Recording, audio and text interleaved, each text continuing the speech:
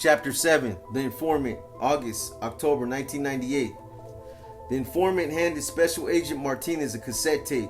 He hoped this would please the FBI handler and would make him a step closer to the safe house, far from Salinas.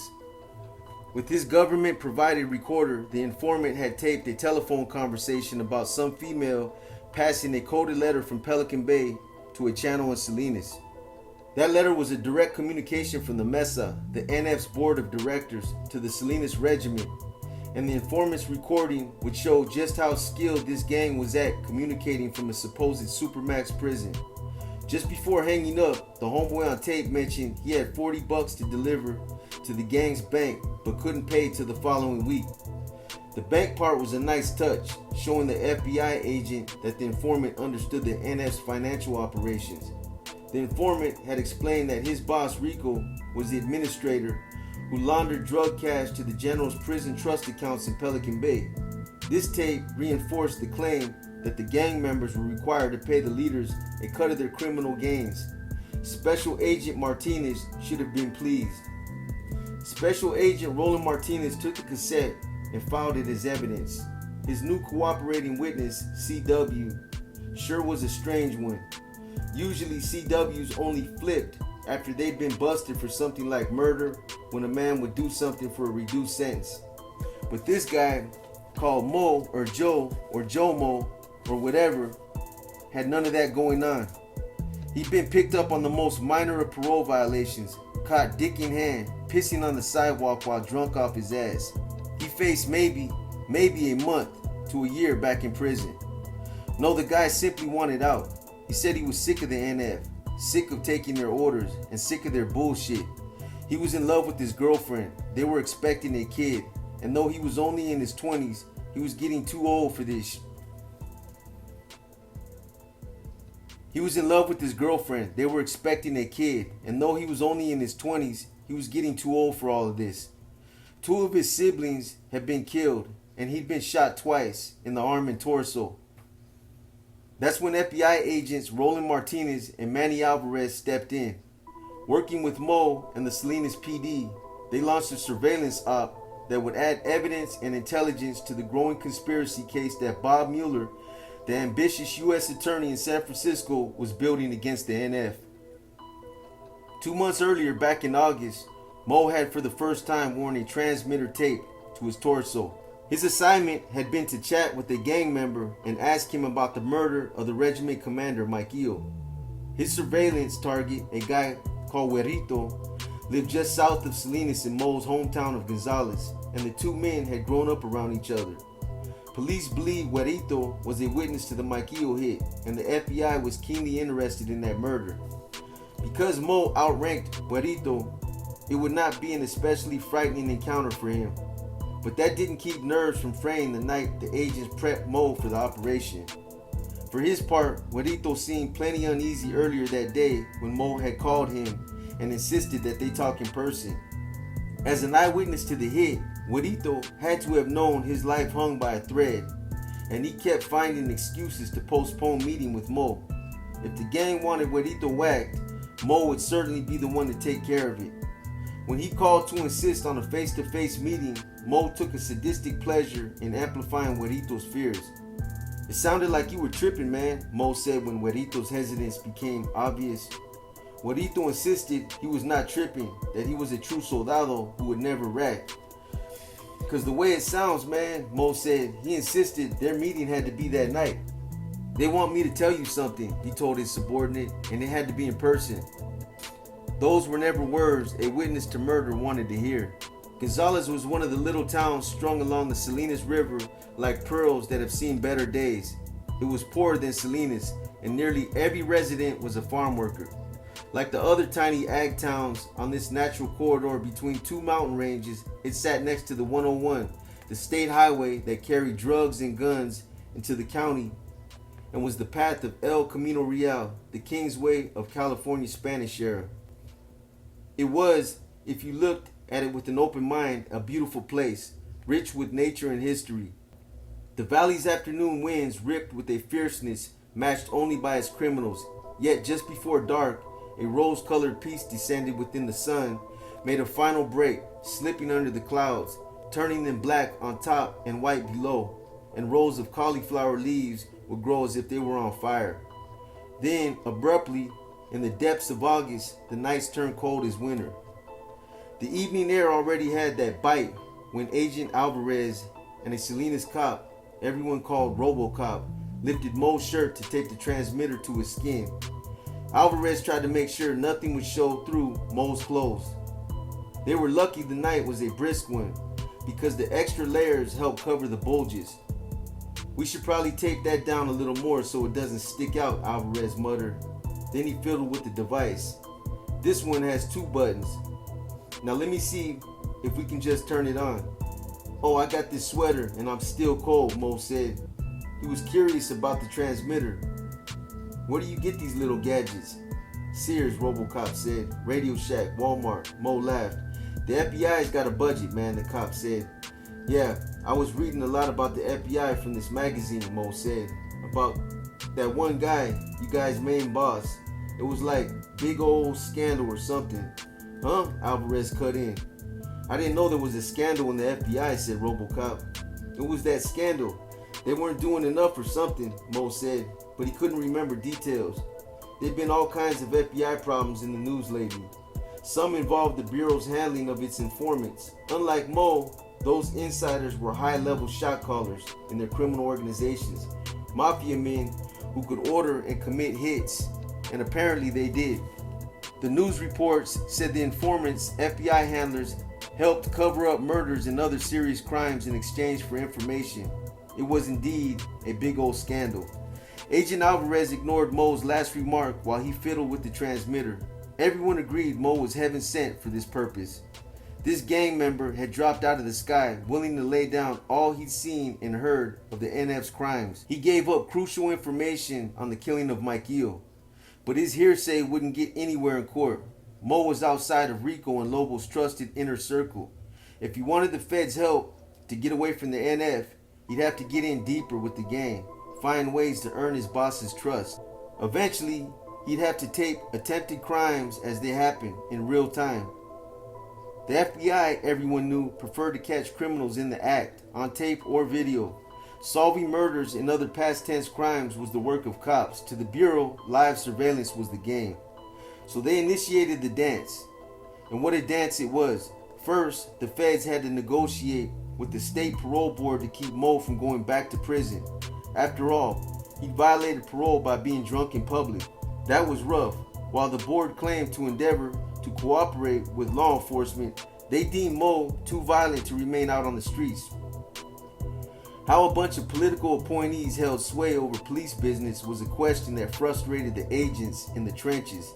And in this case, it was especially exasperating when the offense in question was only pissing in public. The agents' bosses had to write placating letters to Sacramento. It took 2 months of haggling before the FBI convinced the parole board of Mo's importance to law enforcement. And then only after the board extracted promises that his handlers would be responsible for his every action. Any encounter he had with gang members, however trivial, had to immediately be reported to the FBI. It was no wonder Mo was terrified of getting violated again. This board seemed to be out for his blood. The parole commissioners ultimately granted him a mere 60 days to work magic for the feds. It wasn't much, but the agents agreed to take it. They assigned him the code name Merlin and got to work. Telephone surveillance was the easy part for Merlin. The agent showed him how to run the recording machine and told him to announce into the mic who he was calling, followed by the time and date. Make a phone call, chat up a homeboy about the usual stuff, drugs, meetups, moving cash into the organization's bank.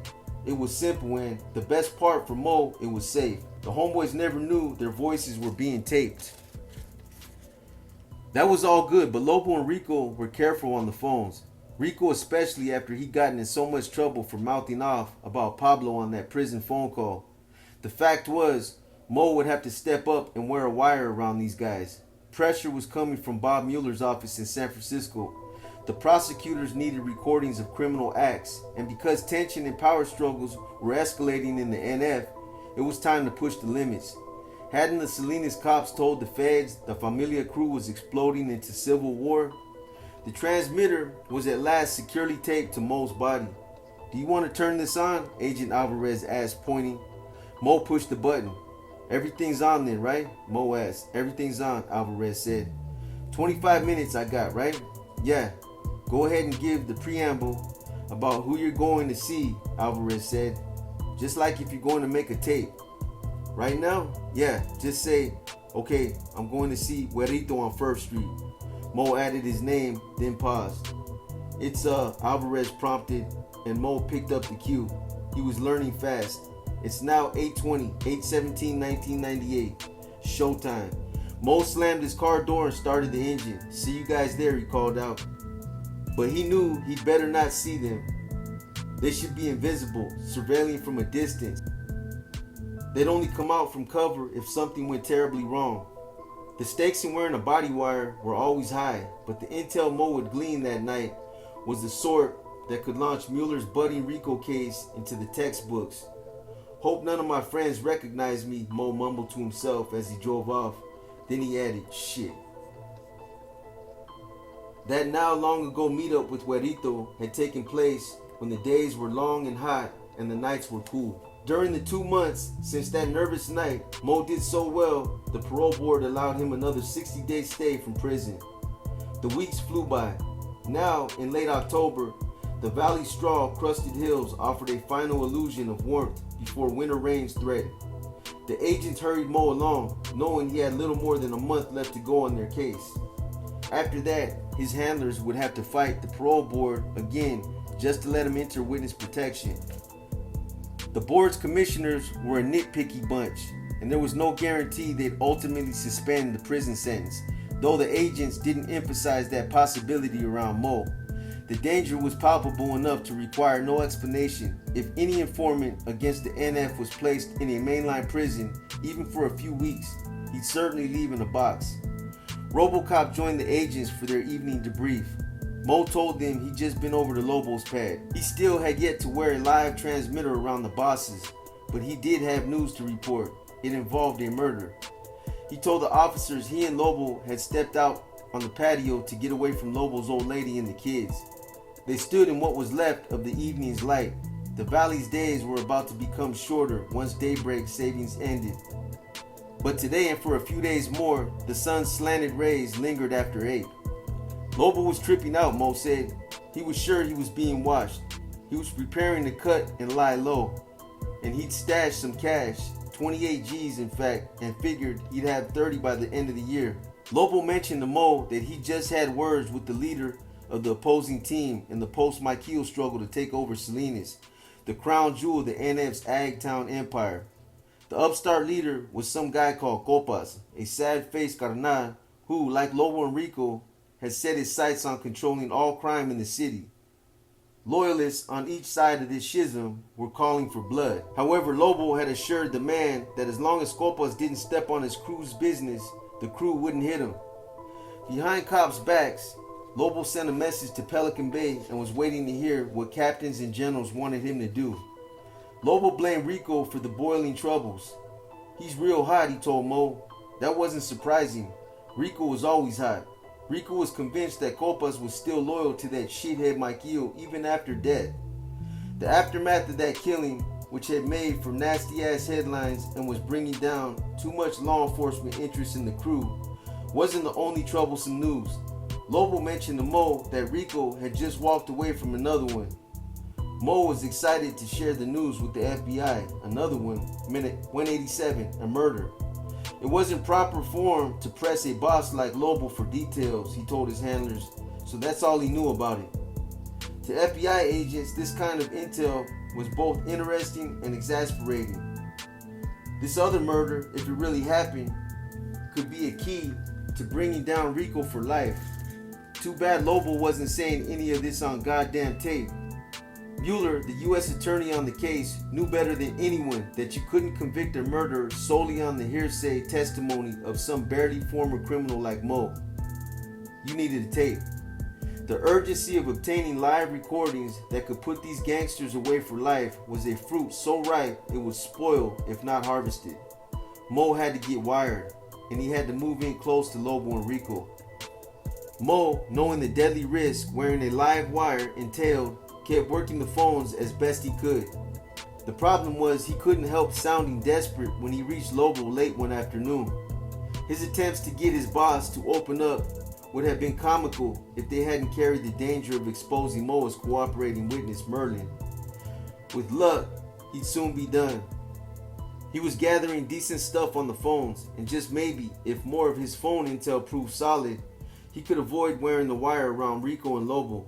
But on the phones, he sounded stiff with his bosses, though he was quite natural when dealing with underlings like Huerito or the crew's new kid, Spookio. Only a few days earlier, Spookio had freely told him all about robbing some white girl junkie in Chinatown. Mo had Spookio on tape before and after the fact, laying out the details of the crime. Why wasn't this stuff good enough?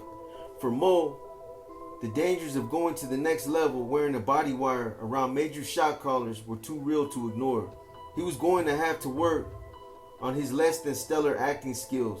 One bad step and they pat him down.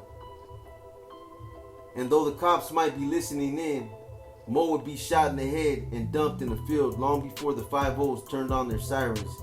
That was why they kept sticking to phone calls. He recited the preamble and dialed Lobo's cell phone number. "What are you doing?" Mo asked the boss, already sounding awkward. I'm going home right now," said Lobo, who was not accustomed to subordinates throwing nosy questions his way. "How come?" "I don't know. How come you never call me?" "How come I never call you?" "Yeah," Mo said. Lobo chuckled. "I don't know. You just used me to buy you a jacket or what?" Mo joked. One night he bought a leather jacket for Lobo at the Northridge Mall. All while they discussed hitting some guy named Chewy. Lobo later paid off the jacket a half ounce of crank at a time. "How did I use you to buy a jacket if I paid you for it, brother?" Lobo argued. Mo laughed but didn't answer. He instead blurted out that he wanted to spend the evening together, a statement that left Lobo at a loss for words. After a painful pause, Mo again asked Lobo what he was up to. "I'm just kicking it, Holmes," Lobo replied. Mo cleared his throat. "I'd rather kick it with you," he said. "Take you out to dinner or something." You want to take me out to dinner?" "Yeah, to a nice dinner though." "Where?" Dakota Jake's. "I don't know." "Do I have to pay you back or what is it?" he asked. He told Mo he didn't want to go on no dinner date. He just bought a car for later on investment and he wanted to get used to driving it that night. "Alright, that's cool, said Mo. Clearly he was getting nowhere. But he was nothing if not stubborn, and before they hung up, he made one final overture. "Can I get to kick it with you tonight or what?" "I get bored, bro." This time Lobo didn't respond. As embarrassing as that performance had to have been, Mo did not give up. He called a homeboy named Fish who was headed to a Southside house to get a tattoo. "I'm gonna get the whole works on my lower back, Holmes," Fish said cheerfully, and he invited Mo to join him. Mo considered this, then promised he'd go the next day for sure. He was still hoping to get with Lobo that evening, as unlikely as the prospect now seemed. If he could just get his boss to let him into the circle, his undercover torment would end and he'd get on with his happily ever after witness protection part. Night fell and he summoned the courage to try Lobo again. Barely 2 hours had passed since their last awkward ass conversation, but Mo was not swayed. Calling Lobo, he chirped as the federal agents and police officers listened in. The time, 7:53 p.m. The date, 10/27/1998. The phone rang and the call connected. "Hey L," Mo said breezily as if they hadn't spoken for weeks, but the voice that answered was not Lobo's. "Who's this?" a stranger asked. Mo told the voice, "It's me, Mo." Why the hell wasn't Lobo answering his own phone? "Who's this?" Mo asked. "This is Lobo's friend, Greg," the voice said. Relieved, Mo realized he knew Greg. Everyone called the guy Shotgun. Mo was about to chat him up, but only managed to say, "Oh," before a familiar voice in the background let out a blood-chilling cry. It was Lobo, gasping the words, "I've been shot."